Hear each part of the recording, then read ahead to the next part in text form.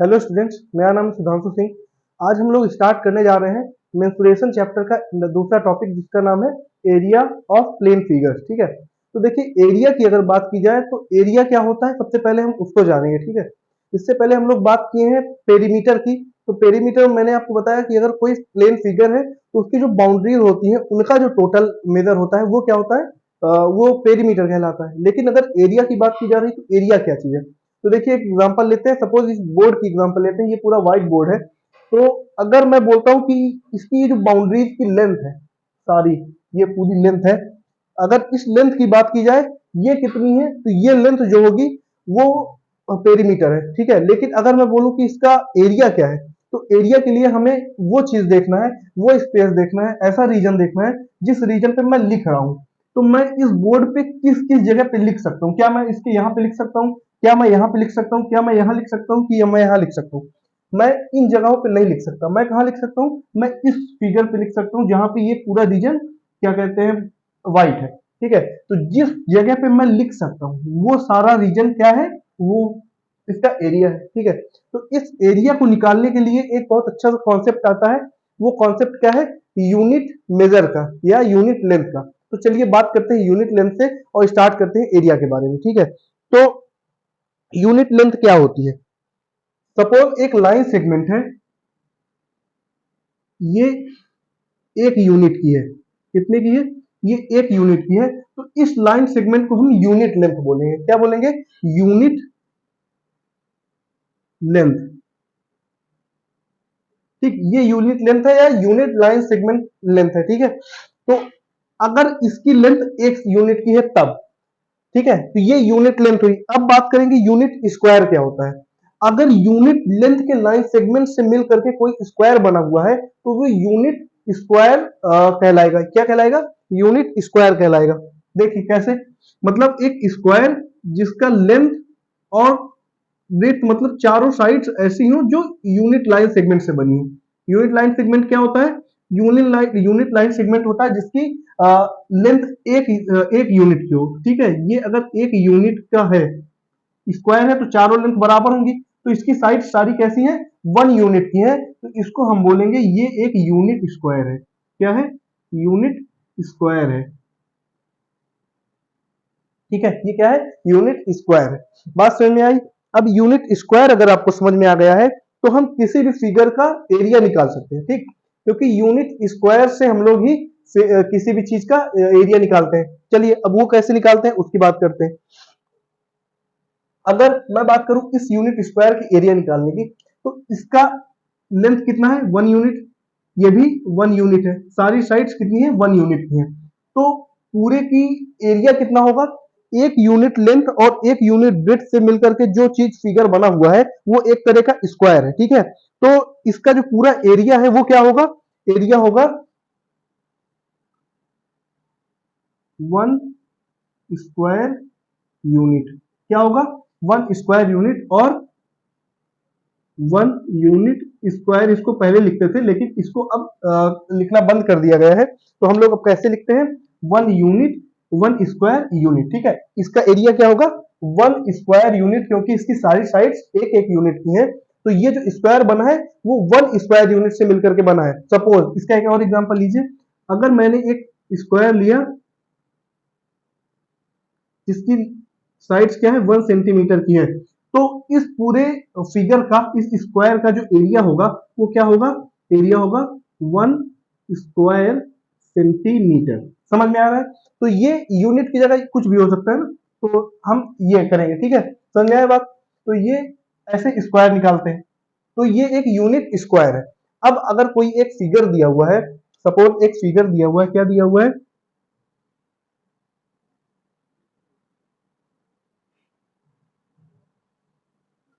ये एक रेक्टेंगल दिया है जिसकी जो ब्रेड्थ है वो क्या है, 2 सेंटीमीटर की है, और लेंथ क्या है, 3 सेंटीमीटर की है। ठीक, लेंथ क्या है, 3 सेंटीमीटर की है, ब्रेड्थ क्या है, 2 सेंटीमीटर की। तो हमें क्या करना है, वन वन सेंटीमीटर के तीन पार्ट, मतलब इसमें देखिए 3 सेंटीमीटर का है तो 1 सेंटीमीटर यहाँ होगा, 2 सेंटीमीटर यहाँ होगा, 3 सेंटीमीटर यहाँ होगा।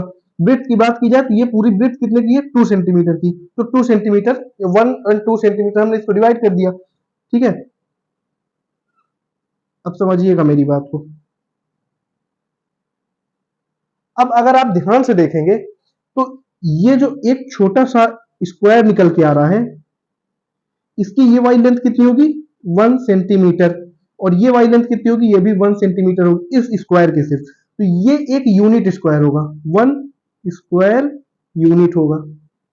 बात समझ में आई? इसी तरह ये वाला बॉक्स भी 1 स्क्वायर यूनिट होगा, ठीक है। इसी तरह ये भी 1 स्क्वायर यूनिट होगा, या 1 स्क्वायर सेंटीमीटर बोल सकते हैं, क्योंकि सेंटीमीटर दिया हुआ है तो हम इसको सेंटीमीटर ही लिखेंगे। 1 स्क्वायर सेंटीमीटर सेम ये भी होंगे, ठीक है। तो अब मुझे ये बताइए कि इस ये जो पूरा फिगर है, इस पूरे फिगर की एरिया क्या हुआ। देखिए यहाँ पे एक बॉक्स था, मतलब एक स्क्वायर था, और दोनों की यूनिट 1 स्क्वायर यूनिट थी, तो उसका एरिया कितना आया था 1 स्क्वायर सेंटीमीटर। यहाँ पे भी एक स्क्वायर है, 1 स्क्वायर सेंटीमीटर इसका एरिया आया, इसका 1 आया, इसका 1 आया, तो टोटल 3 इतने का आ गया। लेकिन इसमें टोटल 6 स्क्वायर यूनिट्स है, तो पूरे का एरिया कितना आ जाएगा 6 स्क्वायर सेंटीमीटर। समझ में आई? ये हुआ।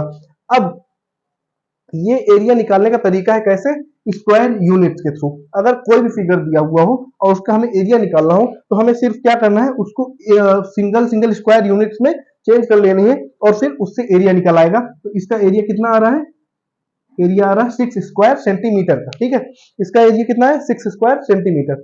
अब ये बात हुई स्क्वायर सेंटीमीटर के अकॉर्डिंग, लेकिन स्क्वायर यूनिट के अकॉर्डिंग अगर हम किसी फिगर का एरिया निकाल रहे हैं, किसी भी फिगर का एरिया, जैसे इसी का निकालना है, सपोज ये तो छोटी लेंथ का था, अगर ये बहुत बड़ी लेंथ का कोई एरिया होता और उसमें निकालना होता हमें, तो हम क्या करते, हमें बहुत ज्यादा टाइम लग जाता, बहुत ही ज्यादा टाइम टेकिंग हो जाता। तो इसके लिए हमने एक फॉर्मूला बनाया, वो जो फॉर्मूला ऑफ एरिया होता है। तो पेरीमीटर का भी फॉर्मूला होता है, वो भी आप लोग पढ़े हैं। इसी तरह इस एरिया का भी फॉर्मूला होता है। तो एरिया ऑफ स्क्वायर और एरिया ऑफ रेक्टेंगल क्या होता है, मैं एक बार यहाँ पे जल्दी से आपको बता देता हूँ, फिर आप लोग उसको समझाऊंगा भी। एरिया ऑफ स्क्वायर होता है 4 इंटू साइड्स, ठीक है। सॉरी सॉरी, ये पेरीमीटर ऑफ स्क्वायर में बता रहा हूँ, एरिया लिख दिया मैंने यहाँ पे। पेरीमीटर ऑफ स्क्वायर क्या होता है 4 इंटू साइड्स, और पेरीमीटर ऑफ रेक्टेंगल क्या होता है 2 इंटू लेंथ प्लस ब्रेथ।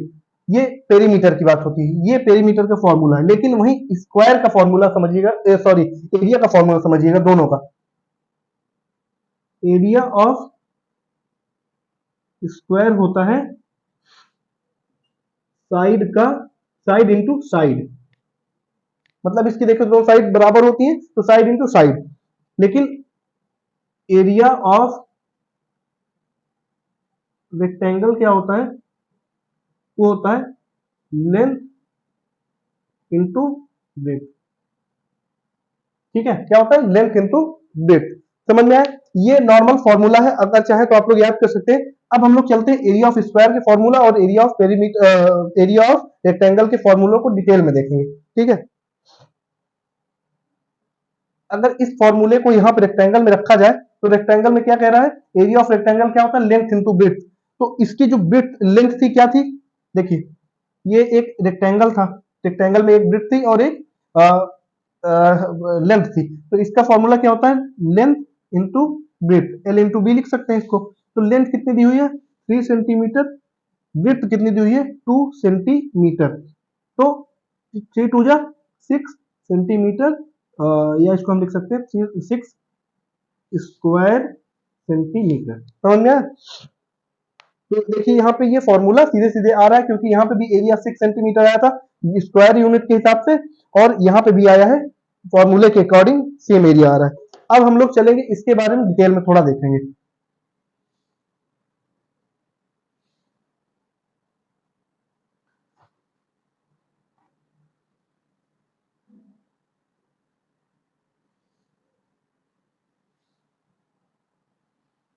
चलिए इसको लिखा रहने दीजिए, समझिए।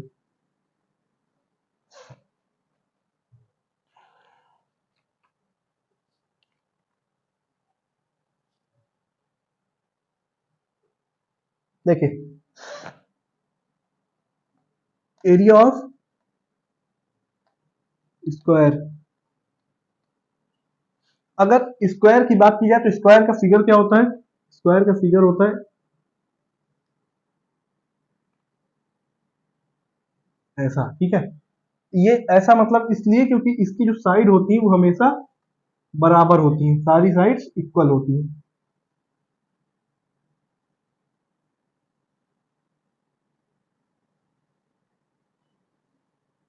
साइड्स क्या होती है, इक्वल होती है। अब एरिया ऑफ स्क्वायर होता है साइड इंटू साइड। क्या होता है area of square, side into side. तो इसके अकॉर्डिंग साइड अगर ए है, ए इंटू ए आएगा, समझ रहे। तो एरिया ऑफ स्क्वायर क्या आ जाएगा, ए का स्क्वायर, ए स्क्वायर, ठीक है। ए स्क्वायर, ये इसका क्या आ जाएगा, एरिया ऑफ स्क्वायर आ जाएगा। जो भी यूनिट है इसकी यूनिट क्या होती है, यूनिट का स्क्वायर होता है, ठीक है। यूनिट स्क्वायर या स्क्वायर यूनिट इसको लिख सकते हैं, स्क्वायर यूनिट, ठीक है। ये आगे हम लोग लगा दिया जाता है, ए स्क्वायर स्क्वायर यूनिट हम इस तरह करके लिख सकते हैं, ठीक है। समझ में आया। तो एरिया ऑफ स्क्वायर क्या होता है, ये होता है। सपोज अगर ए की वैल्यू यहाँ पे दी होती, किसी स्क्वायर की लेंथ एक साइड दी होती, ये दी होती 3, तो 3 अगर साइड दी हुई 3 सेंटीमीटर, तो इसका एरिया कितना होता, एरिया होता 3 का स्क्वायर या 3 इंटू 3, तो क्या हो जाता 9 सेंटीमीटर स्क्वायर या 9 स्क्वायर सेंटीमीटर। बात समझ आई। तो ये एरिया ऑफ स्क्वायर की बात थी। बात करेंगे एरिया ऑफ रेक्टेंगल।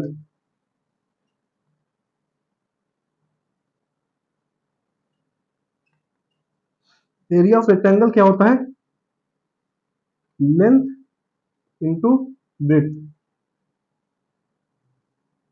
इसका क्या मतलब है, रेक्टेंगल कैसे होता है, रेक्टेंगल में लेंथ होती है और क्या होती है, ब्रेड्थ होती है। इसकी सारी साइड्स बराबर नहीं होती, इसकी सारी साइड्स सेम नहीं होती।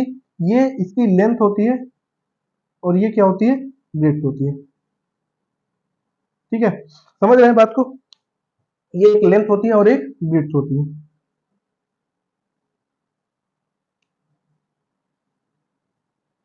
लेंथ को मैं लिख देता हूं एल, ब्रेड्थ को मैं लिख देता हूं 20 है, ठीक है। ये अगर है तो इसका क्या कहते हैं, दोनों साइड्स बराबर नहीं होती, इस वजह से इसका फॉर्मूला क्या आ जाता है, लेंथ इंटू ब्रेड्थ, ठीक है। लेंथ का ब्रेड्थ से मल्टीप्लीकेशन। सपोज अगर किसी रेक्टेंगल की लेंथ दी होती 5 सेंटीमीटर और ब्रेड्थ दी होती 3 सेंटीमीटर, तो उसका जो एरिया होता, एरिया क्या आ जाता 5 इंटू 3, मतलब 15 स्क्वायर सेंटीमीटर। मतलब इसके अंदर 15 स्क्वायर सेंटीमीटर आएंगे, 15 स्क्वायर आएंगे, 15 यूनिट स्क्वायर इसके अंदर आएंगे अगर इसकी लेंथ 5 और ब्रेड्थ 3 दी हुई, ठीक है। तो ये आज की हमारी क्लास थी। ये चारों फॉर्मूले आप लोग याद कर लीजिए। और यहाँ से मेंसुरेशन चैप्टर का ये वाला चैप्टर, मतलब area and perimeter of plane figures, ये यहाँ पे खत्म होगा। हम लोग फिर आगे चलेंगे, नेक्स्ट चैप्टर के बारे में बात करेंगे। तब तक के लिए आप लोग इसको पढ़िए, इस पूरे चैप्टर से रिलेटेड जो भी क्वेश्चंस है उनको सॉल्व करिए, और मिलते हैं फिर आगे के लिए वीडियो में। तब तक के लिए खूब मजे करिए और पढ़िए। धन्यवाद।